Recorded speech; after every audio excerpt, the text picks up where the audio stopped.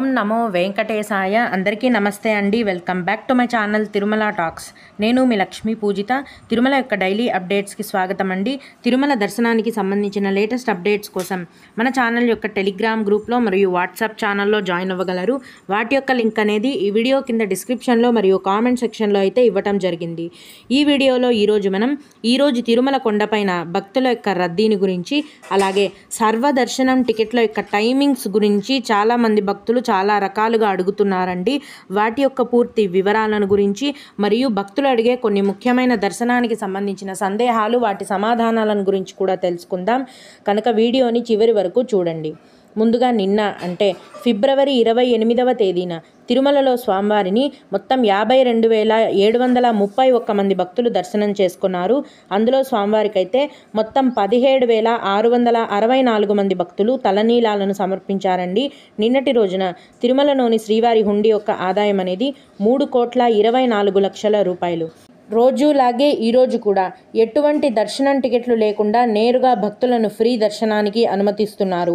ఈ విధంగా టికెట్స్ లేకుండా నేరుగా వెళ్ళే ఫ్రీ దర్శనానికి ప్రస్తుతం 10 నుంచి 12 గంటల సమయం అనేది పడుతోంది. అలాగే తిరుపతిలో ఇచ్చే సర్వదర్శనం టికెట్లను తీసుకొని దర్శనానికి వెళ్ళిన భక్తులకైతే దర్శనానికి 4 నుంచి 5 గంటల సమయం పడుతోంది. 300 రూపాయల దర్శనం టికెట్లు కలిగి ఉన్న భక్తులకు మరియు 500 రూపాయల దర్శనం టికెట్లను కలిగి ఉన్న భక్తులకు కూడా దర్శనం అనేది 3 గంటల లోపే పూర్తయిపోతుంది. ఈరోజు కూడా చిన్నపిల్లల సుపదం ఇన్ఫాంట్ దర్శనం అనేది ఉందండి. రోజులాగే కొనసాగుతోంది. ఇన్ఫాంట్ దర్శనానికి 1 గంట సమయం పడుతోంది. అలాగే విఐపి బ్రేక్ దర్శనానికి కూడా 1 గంట సమయం అనేది పడుతోంది. దీన్ని బట్టి ప్రస్తుతం తిరుమలలో భక్తుల యొక్క రద్దీ అనేది సాధారణ స్థాయిలోనే ఉందండి. నిన్న మొన్నట్లాగే కొత్తగా ఈరోజు ఫ్రీ దర్శనం క్యూ లైన్లోకి ఎంటర్ అయిన భక్తులకు మొత్తం దర్శనమై బయటికి రావడానికి 10 నుంచి 12 గంటల సమయం అయితే పడుతోంది. దీన్ని బట్టి భక్తులు మీ యొక్క దర్శనాన్ని ప్లాన్ చేసుకోవాల్సిందిగా మనవి. ఇప్పుడు ఒకప్పుడు సర్వదర్శనం టికెట్లను తిరుపతిలో అర్ధరాత్రి నుంచి కేటాయించేవారండి. కానీ కొద్ది రోజుల నుంచి సర్వదర్శనం టికెట్లను కేటాయించే సమయాన్ని టీటీడీ వారు మార్చడం జరిగింది. ఇది చాలామంది భక్తులకు తెలియదండి. తిరుపతిలో 3 చోట్ల సర్వదర్శనం టికెట్లను టీటీడీ వారు కేటాయిస్తున్నారు. తిరుపతిలోని శ్రీనివాసం కాంప్లెక్స్, విష్ణు నివాసం కాంప్లెక్స్ మరియు అలిపిరి భూదేవి కాంప్లెక్స్లో ప్రతిరోజు రాత్రి 9 గంటల నుంచి ఉచిత సర్వదర్శనం టికెట్లను టీటీడీ వారు కేటాయిస్తున్నారండి. ఈ టికెట్స్ తీసుకోవాలంటే మీ యొక్క ఆధార్ కార్డు ఒరిజినల్ కానీ జిరాక్స్ కానీ ఖచ్చితంగా ఉండాలి. రాత్రి 9 గంటల నుంచి ఈ సర్వదర్శనం టికెట్లను కేటాయించడం మొదలు పెట్టగానే భక్తుల యొక్క రద్దీని బట్టి టికెట్స్ అనేవి ఫుల్ అవుతాయండి. అంటే భక్తుల యొక్క రద్దీ ఎక్కువగా ఉంటే కనుక అర్ధరాత్రికంతా టికెట్స్ అన్నీ అయిపోతాయి. లేదంటే మరుసటి రోజు తెల్లవారుజామున వరకు టికెట్లు అనేవి అందుబాటులో ఉంటాయి. ఈ సర్వదర్శనం టికెట్స్ కావాలనుకునే భక్తులు సాయంత్రం నుంచే ఎస్ఎస్డి టికెట్స్ ఇచ్చే క్యూ లైన్లో ఉంటే మీకు ఖచ్చితంగా దర్శనం టికెట్లు అనేవి దొరికే అవకాశం ఉంటుందండి. భక్తులు అడిగే ఇంకొక డౌట్ ఏంటంటే, మాకు పెద్ద వయసైన వాళ్ళు ఉన్నారు లేదా చిన్నపిల్లలు ఉన్నారు, వాళ్ళ కోసం మేము క్యూ లైన్లో నిలబడితే వాళ్ళ దర్శనం టికెట్ మాకు ఇస్తారా అని అడుగుతున్నారు. అలా ఇవ్వరండి. సర్వదర్శనం టికెట్లు తీసుకోవాలనుకునే భక్తులు ఎవరి దర్శనం టికెట్ వారే క్యూ లైన్లో నిలబడి తీసుకోవాల్సి ఉంటుంది.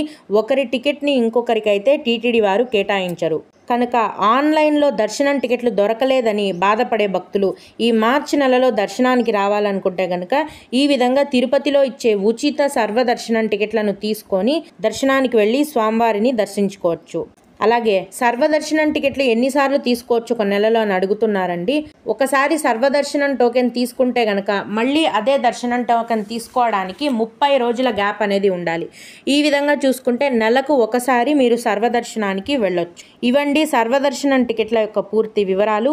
ఇక కొందరు శ్రీవారి భక్తులు అడిగే ముఖ్యమైన దర్శనానికి సంబంధించిన సందేహాలు, వాటి యొక్క సమాధానాలను గురించి తెలుసుకుందాము. ఇవి అడిగిన వారికే కాకుండా దర్శనానికి వెళ్ళే ప్రతి ఒక్కరికి కూడా ఉపయోగపడతాయండి. ఒక భక్తురాలు శ్రీనివాసం కాంప్లెక్స్లో ఎస్ఎస్డి టోకెన్స్ డైలీ నైట్ 9 గంటల నుంచి ఏ టైం వరకు ఇస్తారండి అని అడిగారు. అదే అండి, భక్తుల యొక్క రద్దీ ఎక్కువగా ఉంటే కనుక 9 గంటల నుంచి టికెట్స్ కేటాయించడం మొదలు పెట్టగానే అర్ధరాత్రికంతా టికెట్స్ అన్నీ కంప్లీట్ అయిపోతాయండి. లేదు అంటే మరుసటి రోజు తెల్లవారుజామున వరకు టికెట్లు అనేవి అందుబాటులో ఉంటాయి. అలాగే ఒక నెలలో 2 సార్లు దర్శనానికి రావచ్చా మేడం అని అడిగారు.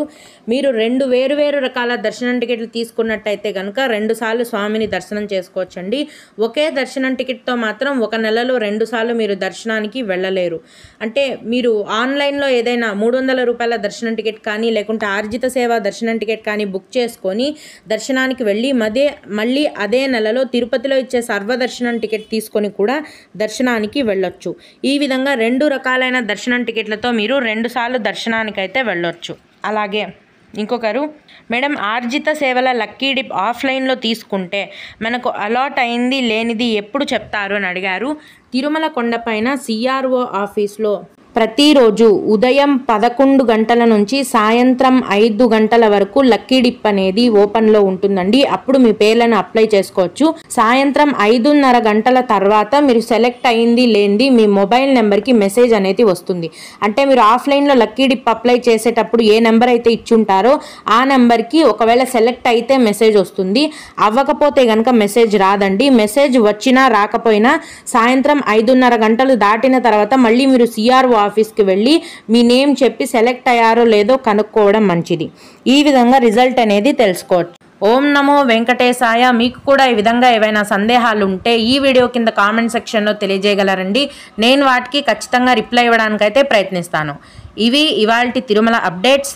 ఇలాంటి మరిన్ని వీడియోల కోసం నా ఛానల్ని సబ్స్క్రైబ్ చేసుకోండి.